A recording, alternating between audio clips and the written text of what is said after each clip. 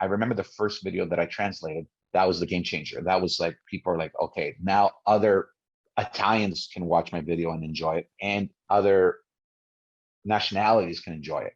Now Yeah. other nationalities were watching the videos and say, oh yeah, my Portuguese mom is the same way. My Spanish Yeah, mom's the same yeah. way. Yeah, And broadened I'm your like, yeah, yeah, audience. yeah. But I'm like, no, you're not us. Nobody's Italian. But whatever, you know. Hey everyone, Adam Lupis here from the Up and Adam Show, bringing you back the old school vibes of late night television.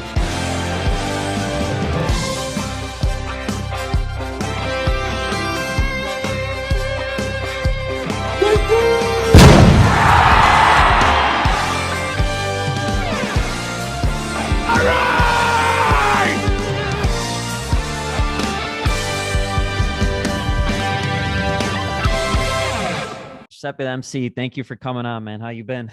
I've been fantastic, buddy. How are you? Doing good. Why don't you give us a little background about yourself if anyone hasn't heard you or been on your page? Okay, well, I'm Giuseppe the MC. That's my real name is Giuseppe Meleca, but I decided to go with this moniker of Giuseppe the MC. I started off my career as an MC, emceeing events, and I always had this bug, sorry, as an MC, and then slowly that transitioned into comedy, and then that transitioned into comedic videos, and that's where I am today. I do comedy. I make I believe is funny content, and MC Oh, yeah. events. That's Yeah, my thing. you got funny content, man. We love your videos, love the skits, with the nonna, the no, like what your the parents that you play with the wigs and everything. It's hilarious. Yeah, It's actually crazy because me and Mike know you personally. I used to cut your hair a few times that's at right. the barbershop a while ago, and Yeah. it's crazy because you have a different hairdo now. Which, Yeah, by the yeah. way, your hair looks Now great my regardless. So Oh, thanks. I when you were cutting my hair, I had for those who do know me, I had this cone, and but with the cone, I had the sides shaved.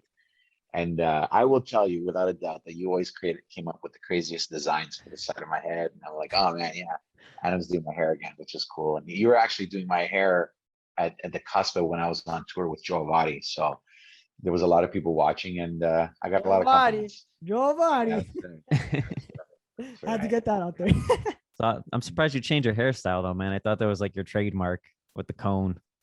You know what? It was funny because not to go with everything that was going on in the world right now, but with everything that was going on in the world right now, I was like, you know what, this is a chance for me to do a I've always wanted to do like Giuseppe 2.0. Like, okay, so everybody knows me, and of those people that know me, a lot of them know me because of my hair, right? Yeah. So, I didn't know if people were attracted to me because of my comedy or because of my hair, right? But I always said my stance was, if I can't get them with my comedy, I'll get them with my hair.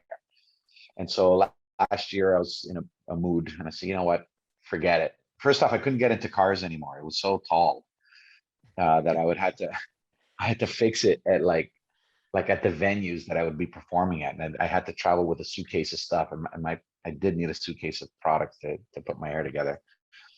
And I said, that's it. And I had cut it off completely, like it was like short. Mhm. But I added a little color. I said, okay, I got to do something different. And I added a little blue just in the banks, and people were like, what are you doing? And then now, and I haven't cut it since that day. So it's August 1st of 2020. I haven't cut it since. So, and I learned that I have curly hair. I didn't know I had curly hair. I didn't know I- either. You didn't I even didn't know. even know. Yeah, Yeah, same. and you were cutting my hair. Yeah. Because I always fought it. From when I had a ear length, let's say like when I was younger, you can't tell that it's curly, right? I knew I had waves, and in January, like, oh man, I really want my hair to be like an afro, and I was trying to find different ways. I was googling how can a white guy have an afro? Like I was just trying to figure it out. And then somebody said, but you have curly hair, right? I'm like, I do. And then they're like, just use curl creams and all these things. And all of a sudden I'm like, whoa. And I performed my first Oh, wow. show last like on Saturday for the first time in a year and a half. And it was like my moment to see if this fro would actually work, and it did. And it was, so yeah. So now my hair doesn't require a hairdresser at all, outside of the color, and no cuts, and just something completely different. And now again, I'm being known as the guy with the hair. So either way, it's I can't escape Yeah, this. it's all right. Less of a hassle, but you still get the reward from it, I guess. But I like it, man. I like the curly. I think it's good. Yeah. But Thanks, man. yeah. But listen, man, tell us a little bit more about your videos, because they're hilarious. Every time we post them on Facebook or Instagram, they always do good. Like, and I know too, Yeah. you put in a lot of work with them. You don't just kind of do them quick, and you take the time and effort and think it out and write the captions and do it in Italian, do it in English. Like, tell us a little bit about how you put them together and how you get ideas and just the whole process. Okay, so the ideas, I mean, as you know, the theme of my videos are always about my mom, right? Yeah. A few rare ones about my dad, but they're mainly about my mom and my relationship with her. And my whole comedy is based on my mother, and that, that son-mother relationship. And the character was created. I was making fun of my mother on stage before I was making videos about her, because I was performing before Instagram allowed us to have videos. And then when I did my first show 6 years ago, I was so high on my first big show, I quit my job, and said, "This is what I want to do." And so then I'm like, okay, but how do I promote myself? And I started to create other videos like Calabrese phrases of the day. They weren't even my mom videos. And then one day I'm like, you know what? I'm just going to do a video about my mom and talk about, her telling me to come over to eat. I'm like, no, Ma, I can't eat pasta. And she says, oh, why? You don't love me anymore? And then I was like, okay, Mom, I'm coming over.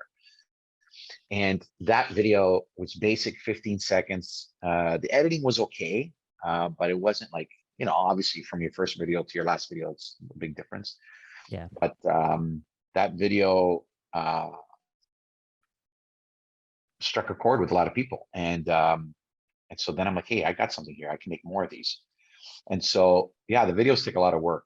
To all my peers out there who make videos, man, like, people don't get, like, especially when you're playing yourself in two different ways, you got to record like one side, Yeah.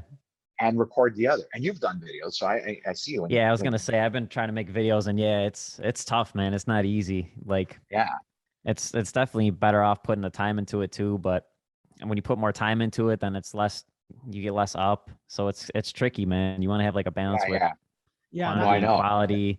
That's the toughest part about like content creating. Even when I make stuff, even with like when I make clips from the podcast that I do and stuff, I know how hard it is even just to edit whatever footage I already have. It's even hard to just get it up there.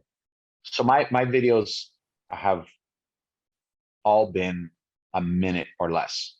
I don't try to make mom videos that are longer than a minute.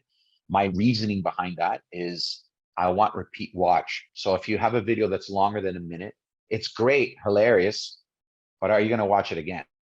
Yeah. I don't know.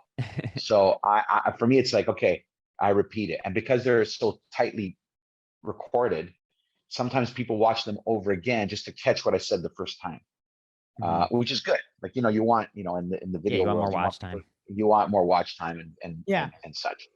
And then there was a point, I was about 6 videos in, 5-6 years ago, when I said, I got to put translations, because not only am I speaking Italian, but I wasn't speaking Italian. I'm speaking Calabrese, and my Calabrese, because, there's different dialects within Calabria.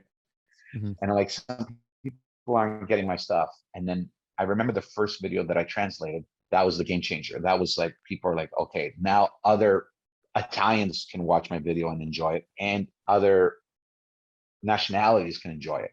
Now other nationalities are watching the videos and say, oh yeah, my Portuguese mom is the same way. My Spanish mom is the same way. Yeah, and I'm like, yeah. But I'm like, no, you're not us. Nobody's Italian. But whatever, I just entertained that, and it really opened up my world to a broader audience. But yeah, it takes time. You got to map it out. And, I'm always a last minute guy. I've picked a time slot for my mom's videos, Saturday morning, 8:30 Eastern Standard Time. And sometimes I start editing on Friday night at midnight. And it's a 4 to 5 hour process to edit a 1 minute video. It's harder to edit a 1 minute video than a 10-minute video. because Yeah. 1 minute you're trying to cut it and then you're trimming and So, sometimes you got to make so it. precise. Yeah. Yeah, and you have to make a life decision on cutting out a line. You're like, oh no, how is this going to make sense now if I take out this one line? But I make it, Yeah, I make it work every single time. And Yeah. sure, translating it takes forever too. You know. yeah, especially since Calabrese, it doesn't translate to English.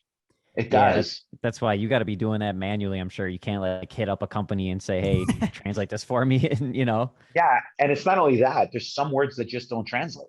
Yeah. Like for instance, when my mom says, "Oh, fuck now," which is like in pure translation, it means "oh my fire." Well, what does that mean, right? But I know what it means. It's kind of like "oh my god," right? Yeah. So Yeah. I was after a certain point, I'm like, I can't write "oh my fire" because you can't translate word for word. You put what the feeling is. And there's times where I film a whole video and then I'll call my cousins and say, what did I mean in this? How do I explain this in English? And we're all stumped. We get on like conference calls and we're like, okay, maybe this sentence means this, and maybe this sentence means that. And then we just come up with a consensus. I'm like, okay, this is the best possible scenario of what this means in English. For one sentence, I'll be on the phone for like an hour trying to figure it And out. then Well, did you ever Giuseppe, get? Giuseppe, it's Sorry, go funny ahead, Adam. because no, it's okay. It's funny because Calabrese, people say it's like farmer, it's like the farmer language. It's like terrible Right. dialect, or people say, right? But I think it's hilarious. I think like Calabrese, especially the way you do your videos and you like when you speak in that language, there's so many funny ways of saying things. Like I remember you did one, it was like Italian phrase of the day. It was, and hey, I don't speak Italian, so don't get upset if I can't say it, right? But it's like No, it's okay. Sendayu Venu Loco or something like that. You did that one. Yeah. Yeah, and it's just funny So because when you log me, if I come there, I'm gonna, and then yeah, that's like, exactly. yeah, I know. It's every dialect has their way of, like, if somebody says something in the dialect and you understand the dialect, oh, look out. But if you explain it to somebody, just if I come there, okay, you come there, what? Like I get it. Yeah. It's Do people in the comments ever give you a hard time about the dialect, or like, oh, this isn't the correct way, like that kind of stuff? So in the beginning, I got a lot of it. I got a lot of Italian purists Yeah. messaging me saying, you don't, you're actually bringing the culture down. And there's times when you engage and there's times you don't. And when you don't engage, because, when you engage, you're just feeding into them. But at the same time, there's times when I used to direct message them and say, hey, let me talk to you right now. Let me explain to you something. I'm not bringing the culture down. I'm bringing it up. I'm trying to have people remember their roots. I try to remind people that we came from somewhere, and they didn't speak pure Italian. Pure Italian was introduced into schools at a certain point, but everybody spoke their dialect. And if you can speak your dialect, why not? I didn't even know English until I was 4 years old, and I was born in Canada. I didn't know. Wow. But I only knew dialect. I wouldn't even say I knew Italian.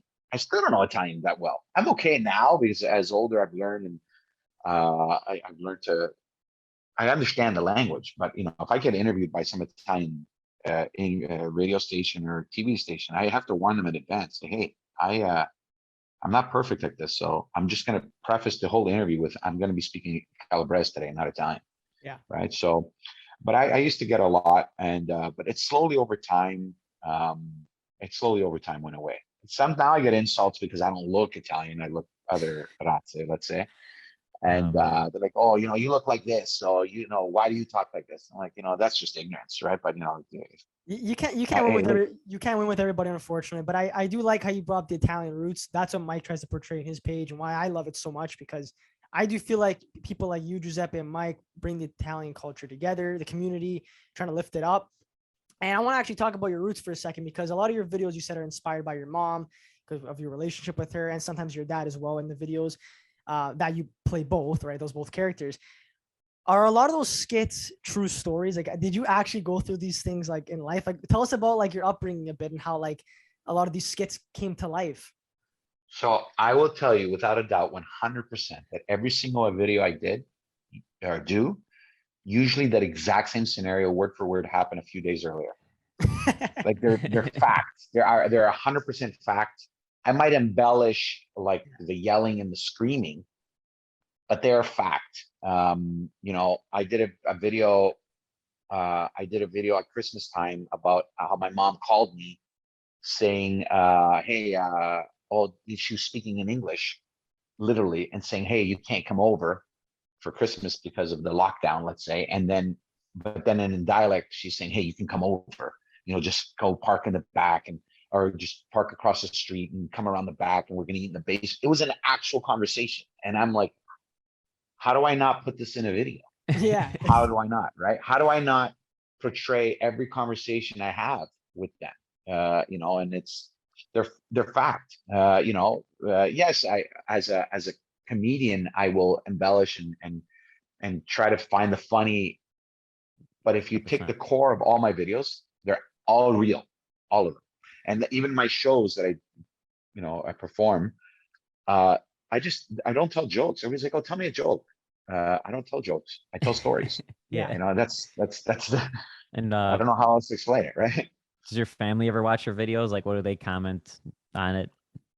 So my mom in the beginning was like, it was tough for her because she denied that was her. Like, she's like, no, I'm not like that. I go, Mom, we just had this conversation. Now, if she does something, I do this thing where I put my hand out and I go like, I look at her and I pretend I'm writing. And she's like, oh, okay, I see what's happening. Now you're gonna make another video. Oh, okay, I see what's happening. I go, Mom, you're just laying it for me on a silver platter. So, and the funny parts are when, because I shoot a lot of videos at my mom's house, and so she Yeah. sees, you know, I have to Yeah. like silence them. They'll be watching like Rai, right? Like actually watching, and I have to like, because the living room in their house has like double doors, so it shuts the door, so I have to get them to silence it. They're not allowed to move around. So I have to pre-warn them. So they know what I'm doing. I'm shooting, I'm screaming. And, you know, when I shoot a line, especially one of her lines, I want to get it so accurate that I'll say the same line 10 times. And I'm screaming and screaming and screaming. So they know what I'm doing. And then the video will come out on the Saturday, let's say. And then sometimes they'll watch it right away because now they finally got an iPad. And or sometimes somebody will call them and say, did you see what your son just did? And they're like, no, we haven't seen it yet, you know, or they pretend they did just because they don't want to look like fools. But for the most part, they watch them and they get a laugh out of them. My mom, she really laughs out of them lately, so, which is good. Giuseppe, you said that they got an iPad, right? Let me guess, how hard was it to teach them how to use it? Oh, this, you know what? I listen, I'm a Samsung guy, so I was learning it myself, right? So you know, just signing into like iTunes and signing into Facebook and signing into all these things took months just to get them to figure it out. But now, like, I go over to my mom's house and I see her like flicking through the iPad. I'm like, oh man. Well, she can use it better than my mom. My mom, it's a daily struggle. My mom, every day. And you know what's funny about my mom? Sometimes with her phone, I don't know if it's just an Italian thing, but they'll do stuff on their own, and then it's like when you're there, Adam, how do you do this? How do you do this? It's like you just did it yesterday. She knows exactly what's going on. Yeah, exactly. Just don't forget that if we take our Italian parents for like they don't know, but they know. They know. They were able to pull off so much. Yeah, they were able to pull off so much with so little. Now you're handing them technology, they can pull it off. They just like to play this card like they don't know, so then they can always be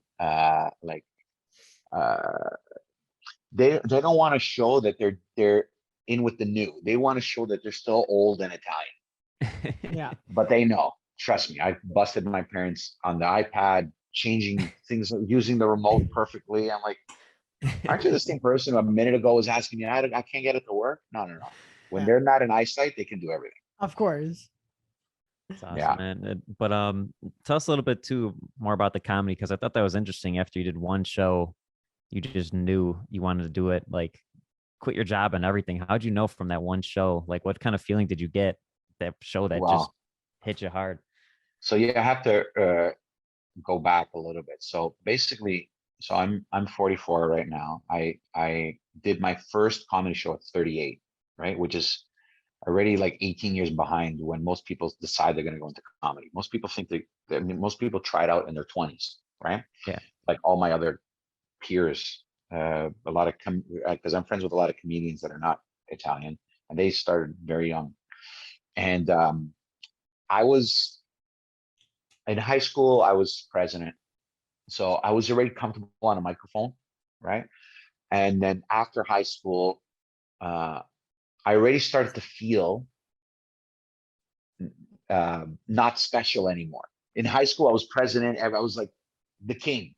Yeah. I was always on the mic. It was then when high school finished, I was just a number in university. I was nobody, Mhm. and I started to feel down. And then uh, I became friends with other people who needed an MC for something, and I'm like, oh, I can do it. I can do it. I'm gonna be your MC. And they're like, okay, because I was doing it for free, you know. And they're like, oh, great. And I said, all I ask is you let me be like be a funny MC. And they're like, oh, that's exactly what we want.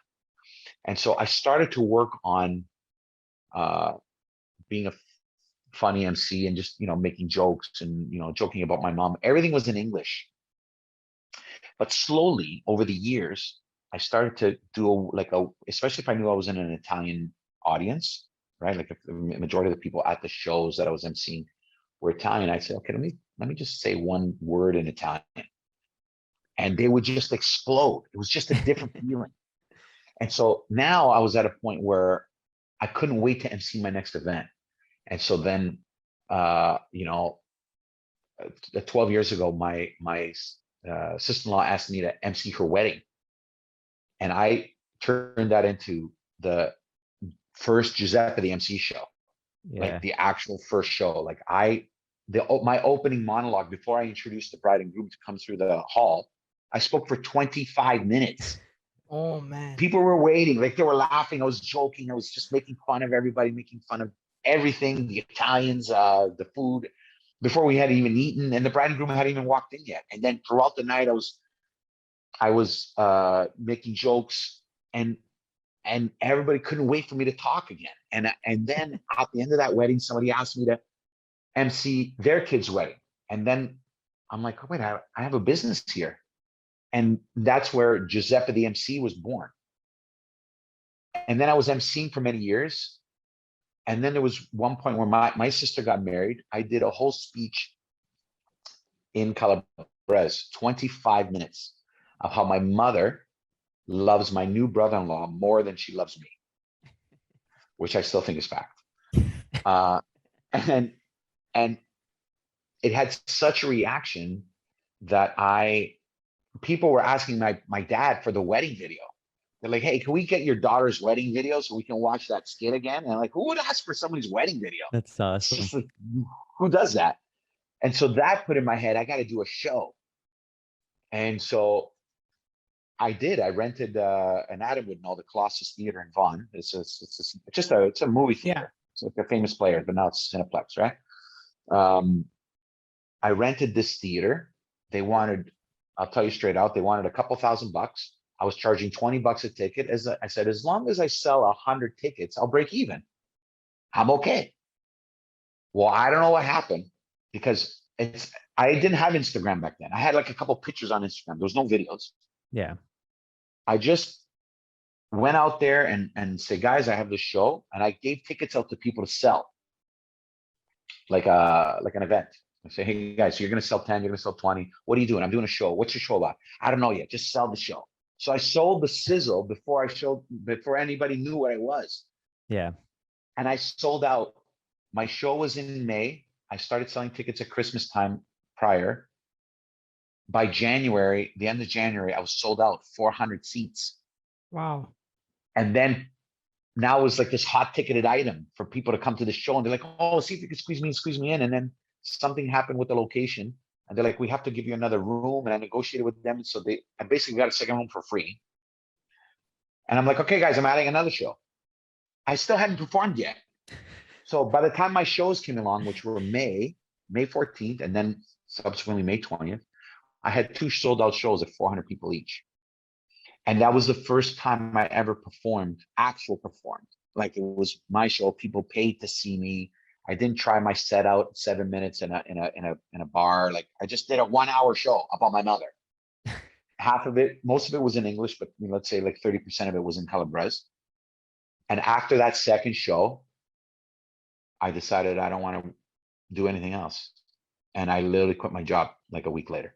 It's awesome. Wow. And how do you I don't know, because if you told me I had to say a minute-long speech in front of 10 people, I'd probably be too nervous to freaking do it. Like, how do you talk for 25 minutes and then sell out 2 shows with 400 people? And like, where do you get the, how do you get the balls to get up and do it, man? That's I think crazy. I think it's just naturally in him. Like Giuseppe's always, and this is from what I know about Giuseppe when I cut his hair, he's a very charismatic person. Like for anybody watching that hasn't seen Giuseppe, please go follow him now because he's hilarious. But it's just I know how charismatic you are. You're very open to talk. Even talking to you now, it just feels like 3 friends talking.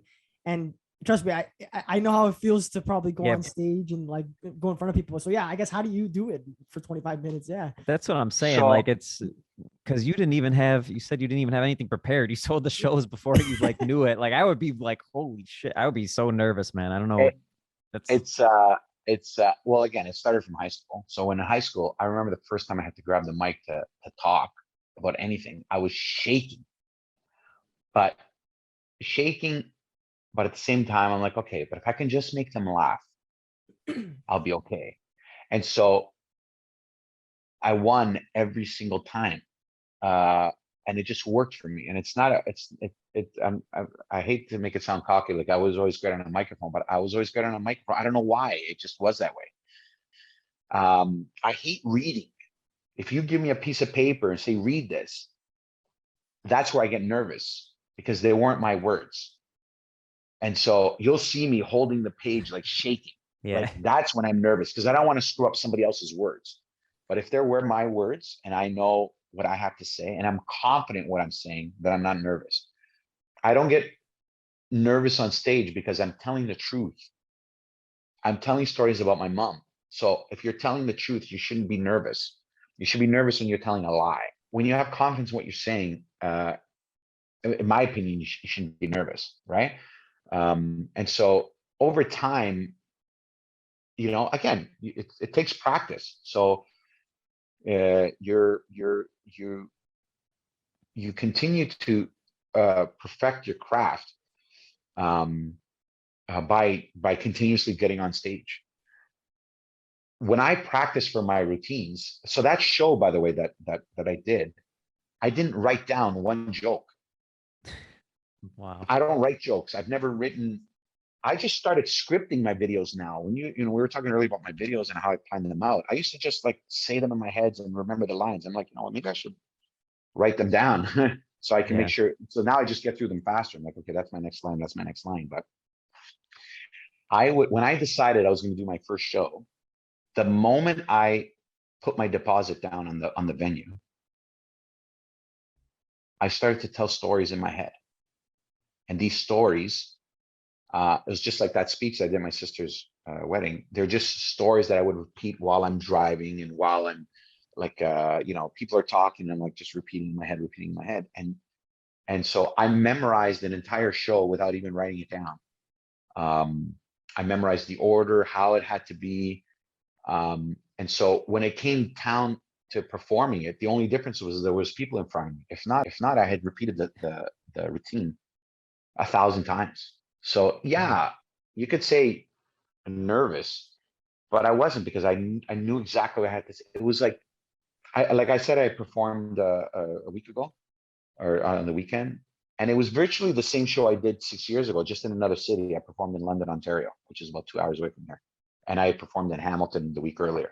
These are cities around Toronto, but I never performed. And it had been 1.5 years since I performed because of what's going on in the world right now. And I just got on stage and just said it again. I get nervous when there's, and maybe this is selfish. I get nervous when it's like a 500 seater. It's all sold out and I see one empty seat.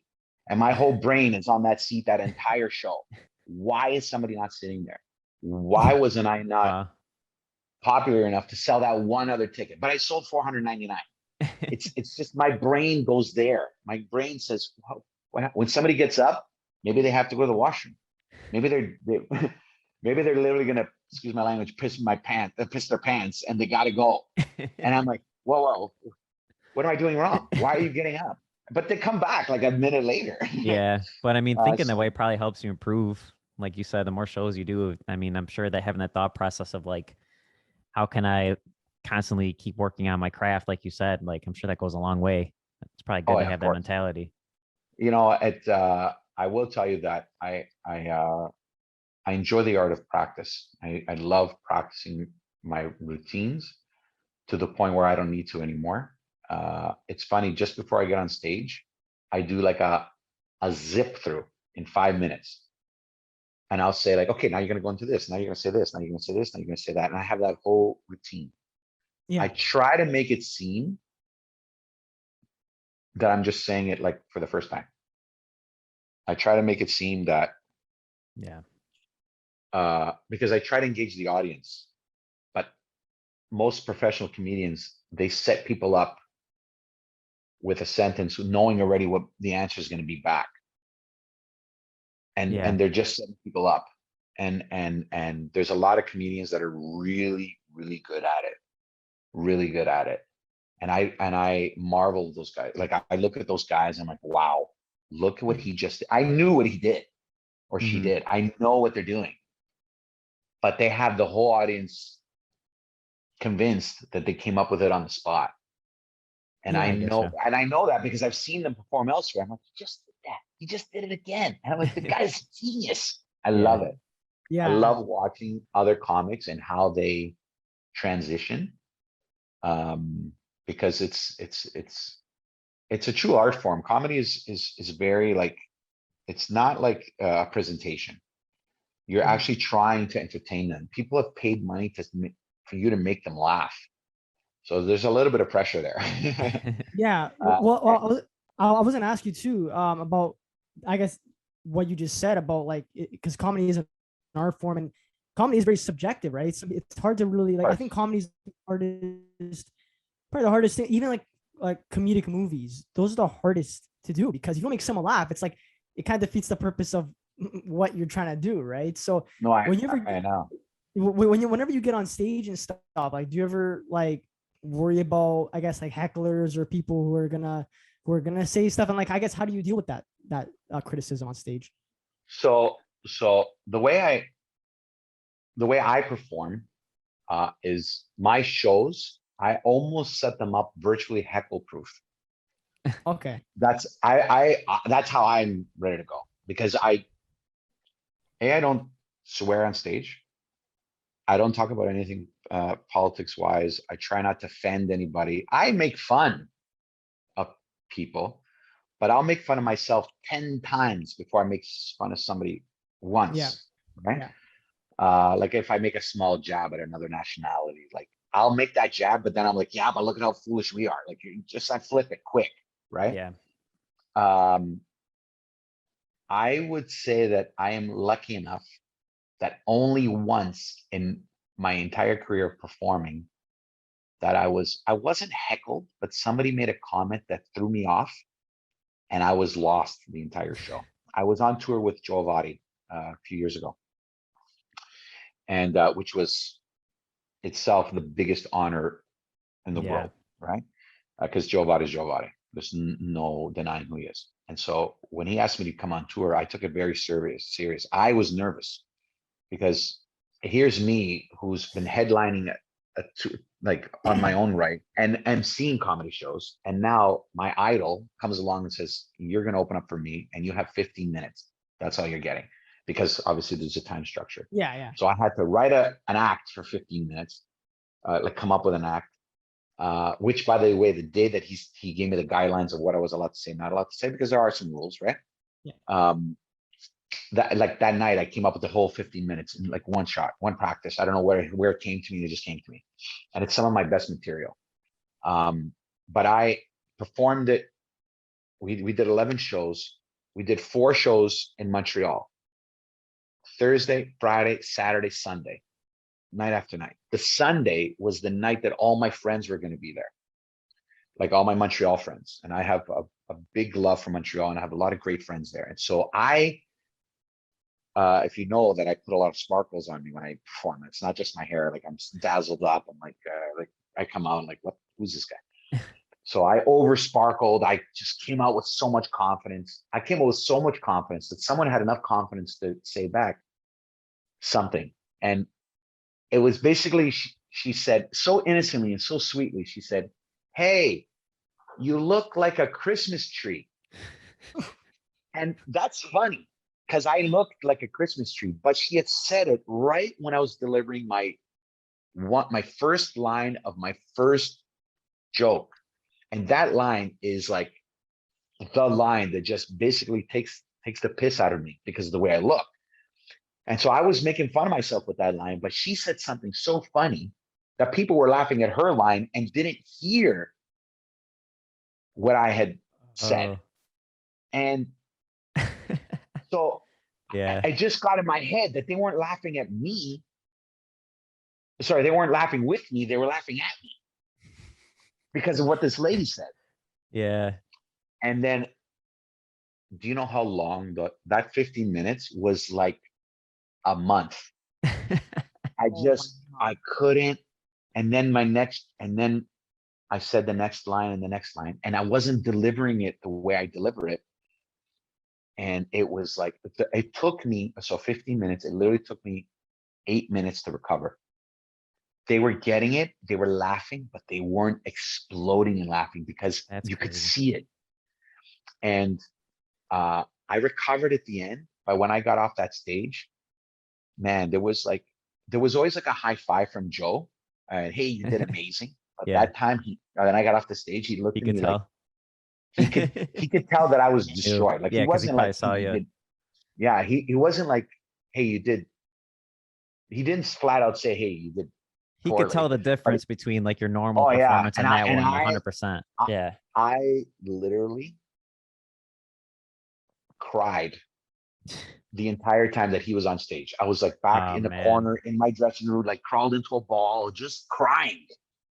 So and they had people to console me. And I was like, and I never want to do this again. That's all I had in my head.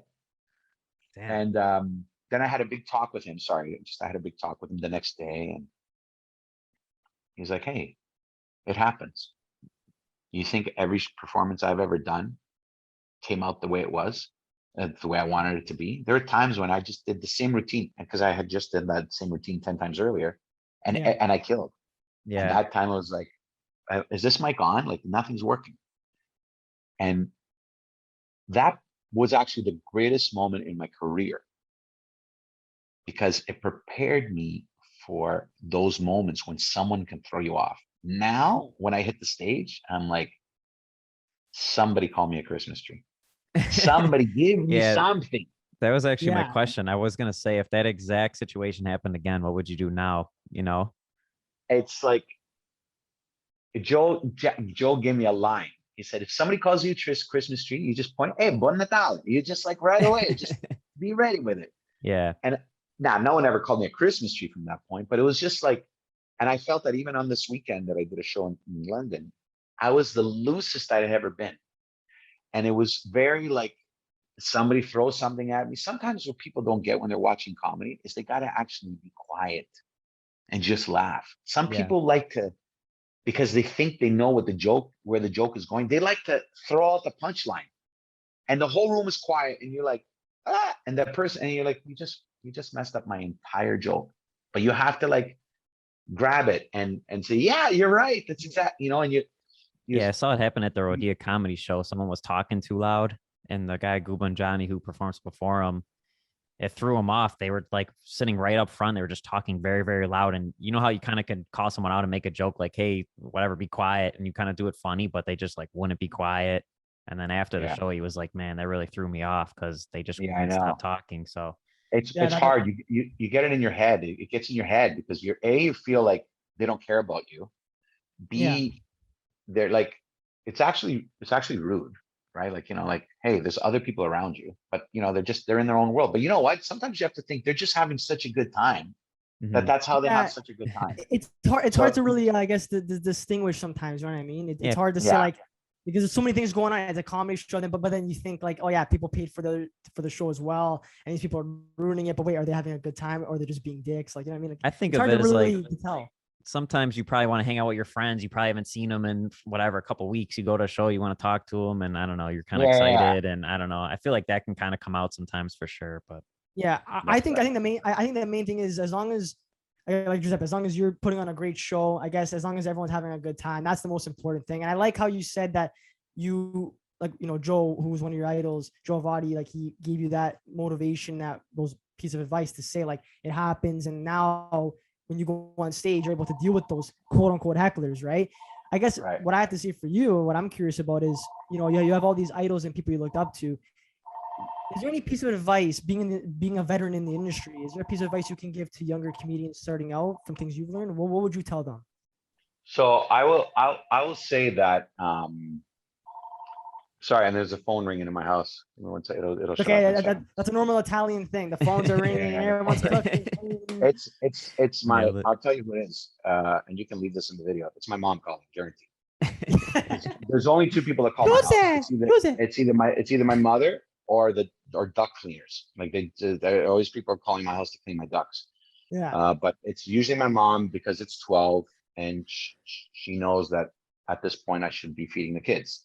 yeah, So Yeah. she's calling literally to say if I've made anything for them yet, and if she can just come over and make it. Like this is a daily conversation, and I'm like, I should have warned my mother not to call during this time, but I wasn't thinking, and that's my mom. It makes for the Okay. best And- content, man. It's a real, it's a rich. I put mine on But- do not disturb too, because my mom calls every day too. Just, did you eat yet? Do you need anything? Like, it's funny, man. It's Yeah. Well, Italian moms for my you. phone, because the Zoom call right now is on like I put it on airplane mode with the Wi-Fi, but it's the house phone. I didn't think that I put on do not disturb. So, but yeah, where were we at? Where were we asking? I asked yeah. basically like a piece of advice that you would give to, I guess, up and coming comedians and stuff, that since you've been in like a veteran in the industry. Well, thank you for calling me a veteran. That's you know, I don't have the experience that a lot of comics have, but what I will tell you is that I what I try to explain to comics or people that are trying out is write the right material that is actually you, and don't try to write material for the audience. Because if you're trying to write what you think they're going to laugh at, you're going to make a big mistake. Because you're not hitting the mark, you're not being true to yourself. You know, I want people to understand that it really takes enough guts just to get up on stage. So kudos to anybody who has the courage to get up on stage, because it takes a lot. And you know, I want everybody to have a chance. I want everybody to try what they're willing to try, because I took that chance. I took that chance at 38 years old. I was not the age that a comedian should be going into comedy, like somebody should be going into comedy. And you know, that cliche, if I can do it, anybody can do it. Yeah. Because I had a really cush job. I was making a lot of money doing what I used to do. And I decided to set that aside and do this. So, you know, for me, the most important part is trying to explain to people, hey, when you're on stage, be aware of your stage presence. Understand that people are looking at you in a certain way. Work on your pauses. Pausing in silence, handling silence on stage is the true art of comedy, because there's going to be times when people don't get your jokes, and there's going to be times when you ask for silence, like you're basically setting them up, and you need them to be silent so you can punch them hard with a joke, right? Yeah. Because I find that a lot of comedians, they barrel through their routine because they just like they want to get it all out. I'm like, you're not saying it right. I had on the weekend, I can say that I can take credit for like plucking a few comedians out of obscurity. Like, for instance, my first show that I did in Montreal, if you guys know Siciliano de Montreal, Nick Messina, he was making some funny videos online. And then I'm like, hey, you know what? I like this guy. I want him to come perform with me. And I messaged him. He's like, I never performed a day in my life. I'm like, yeah, but you have content. No. It took me 2 months to convince the guy to come perform with me. And he nailed it. He nailed it because all I said was, he's like, oh, you want to go over my routine with me? No, no, I just want you to tell the truth on stage Yeah, then be yourself. And he- Yeah. That's awesome. and be yourself. And he did, and he killed it. Nikki D'Agostino, who's an accordion player. I think you might have even featured her on your page once or twice in the Yeah. past, Mike. I saw her on your page years ago, and I'm like, wow, beautiful girl, plays the accordion. She's in Australia. I'm gonna go on tour in Australia. I'd like someone to open up for me there. I didn't want to ask Joe. I could ask the king to come tour with you. I just started to get to know the guy, so you don't ask him. Who can I get? Hey, I got a hold of her on the phone. I'm like, I want you to do comedy with me. And she's like, I never did comedy in my life. I know, but you can perform. You have what it takes. Yeah. And I gave her a few pointers, and she came up with a script and did it and performed and killed it. On the weekend, I had this girl, Sandrina Lowe. She's from Niagara Falls. She came to perform with me in Hamilton. I saw her TikTok 7 months ago, and I'm like, hey, you're funny. You should be on stage. She's like, no. After a little bit convincing, a little bit of coaching, she performed her act and she killed it. If I see in somebody something that is worth being on stage, I will tell them flat out. I want young comics to grow. I want people to be better than me. That's awesome. I want to be number one, but at the same time, being number one is also bringing people up to get to where, well, that's being a leader. That's being a leader at the end of the day. There are comedians out there that just don't. They want you to succeed, but they don't want you to be number one because they want to be number one only. And I've seen a lot of comics basically bash other comics and oh, he stole my joke and he's saying it and I'm looking at them like, man, you're not bigger than anybody else here. We're all trying to make it. Look at Sebastian. Sebastian took 20 years to become where he's at. Everybody's like, oh, this guy just came out. No, he didn't. He put 20 years, man. He put 20 years. People see the surface level. That's it. They just see they just see that. And then it's funny when he'll post something and most people find it funny. And then some people make a stupid comment. And I'm like, do you know what it took for him to do that? Yeah. You know what it takes? And I don't like when I want just people to be motivated and to push and to improve. If I see something off, I'll say, hey, maybe you should adjust that routine a bit just to help them. But the advice I give everybody is to give it a chance, give it a shot. And the most important is don't wait for anybody. So there are a lot of comics that are like, I don't get called. No one calls me to come perform at their perform here and there. And I'm like, maybe because I out of nowhere decided I was going to do a show with 800 people and write a 1 hour show. But I just try to explain to people, nobody's calling you to come do a show. Okay, go find a space, put 50 chairs, charge people $10 and perform. There you go. And just do it. Just do it. Just do it. And then eventually they're going to call you. There were people that used to say, why do you call yourself Giuseppe the MC? This is the stupidest name I ever heard. Are you an MC? Are you a rapper? What is it? Why do you want to box yourself? Now I walk down the street. They're like, hey, there's Giuseppe the MC. I knew what I was doing. Yeah. Right? It took time, right? But it's like you have to pick something and go with it. Adjust if you see that it's not going too well, but stick to it and believe in yourself and don't wait for anybody else. Just do it.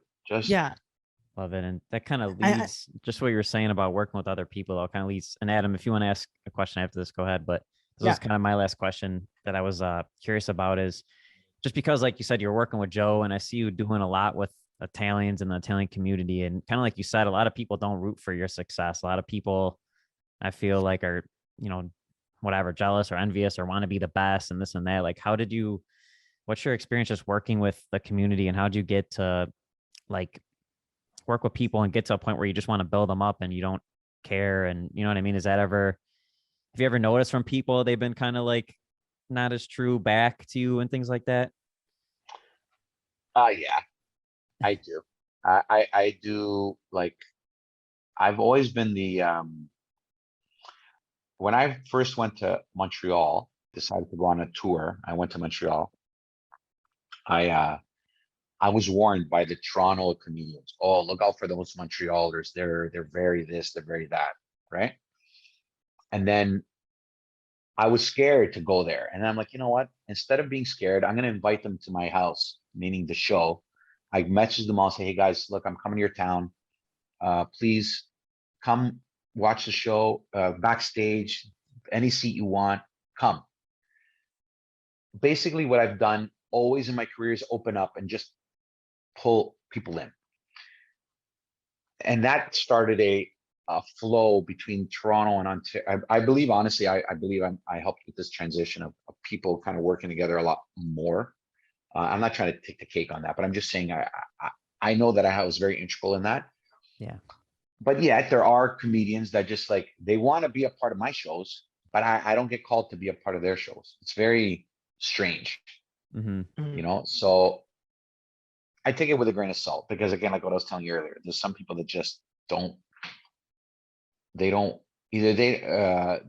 want you to succeed, or they just don't know how to do what I do, which is, I'm a comedian, but that's not my career. My career is I'm an event producer. I produce events. I get people to pay to go somewhere, and I just happen to be performing. Yeah. But my job is I'm a producer. I produce shows. I produce products. I produce videos. I'm creating content for people to go to my page. I'm creating content so that hardcore Italians will post on their page. Like, you know what I mean? Like I create content for an audience. Yeah. And there are people, listen, I'll tell you flat out, and I'm not tooting your horn, but I'm going to toot it. You've been supporting me from day one. You've shared my stuff. You've broadcasted my stuff, which helps me a lot. There are other pages that just don't. They, like, my page is non-existent to them. And it hurts, but I get now their mentality. Their mentality is, well, what's he doing for me? Where your mentality has always been, hey man, this is just great content. I'm going to put it out there. You know how much that helps me as somebody growing?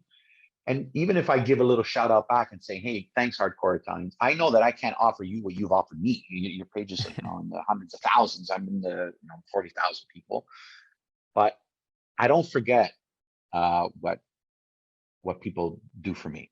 And so, you know, hey man, you remember when you came to Toronto? I'm like, hey, I stopped everything I was doing. Let's go out. Let's go for a drink. Yeah, it was fun.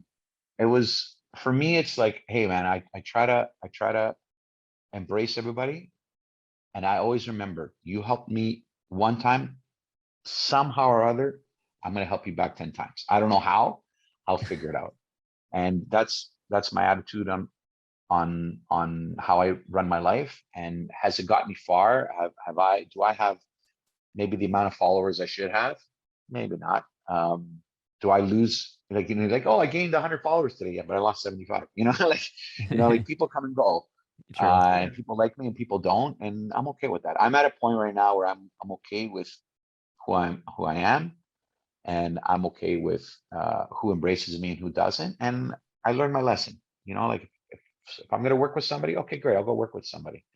But I've learned quickly who's out there that's actually interested in working with me and who's actually just interested in using me.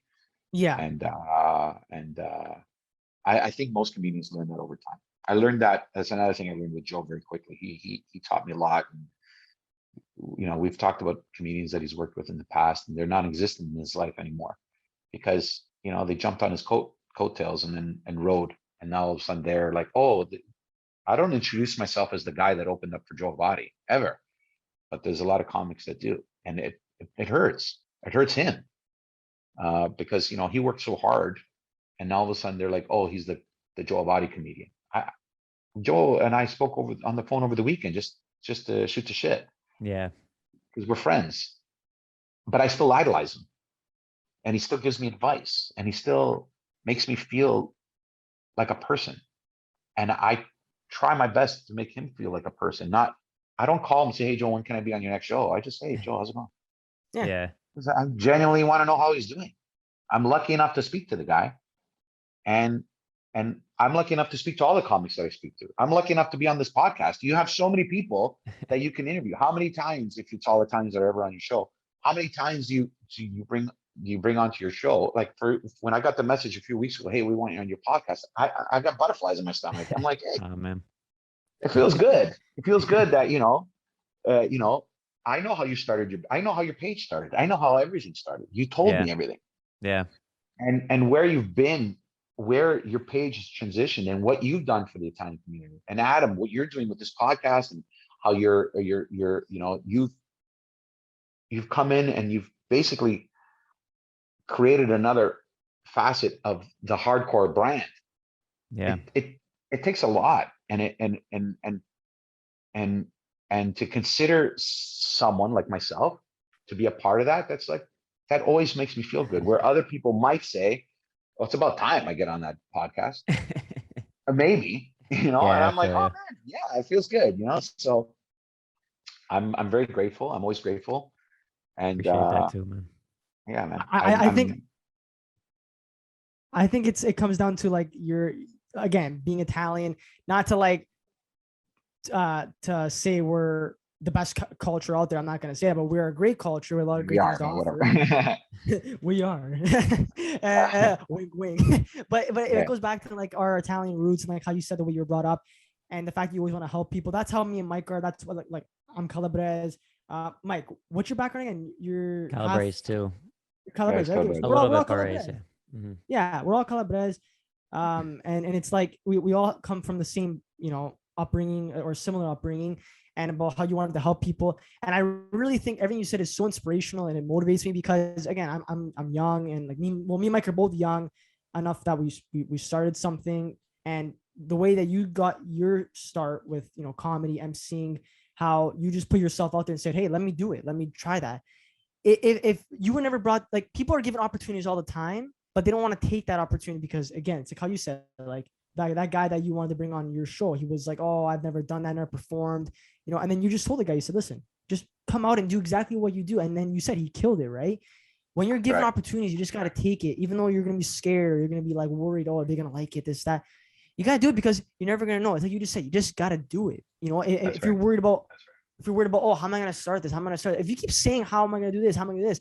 Then you're never going to do it. If you keep telling yourself, oh, is it going to take off? Who knows? Then guess what? It's never going to take off. You just got to say, you know what?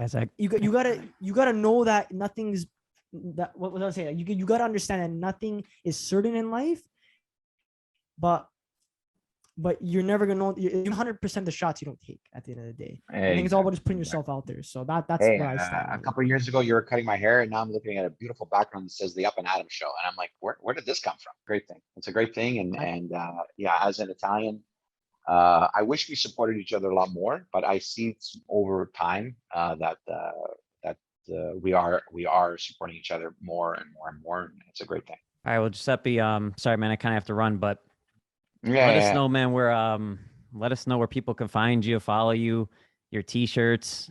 Why don't you plug everything where people can go look? So everything is always Giuseppe the MC. So all social media. So Giuseppe, it's all one word, like Giuseppe, GIUSEPPE .com, Facebook, Instagram, TikTok, all that. I am my merch. I'm in a transition right now with a few things, but it's eventually all going to be on GiuseppeTheMC.com. And yeah, they can always see it there, and they can always see it on Hardcore Italians as well. So it's all great. And yeah, thank you so much, guys, for having me on the show. It meant a lot, and I won't forget. Yeah, thanks for coming on, man, and loved all your answers and had a blast talking for sure. So it's good catching up. We got to do it more often. Absolutely. Anytime. Anytime. Thanks so much to both you guys for doing this. And one more thing before we end it off, guys. Today I was surrounded by a couple of stunads. Yeah. You can find that on the Hardcore Italians page as well. Use my Nice. discount code Up and Adam for 10% off. Boom. Sounds good. See you Good guys. plug, Thanks bro. so much. Bye, guys. All right, Ciao, yeah. ciao, Have a ciao. good one.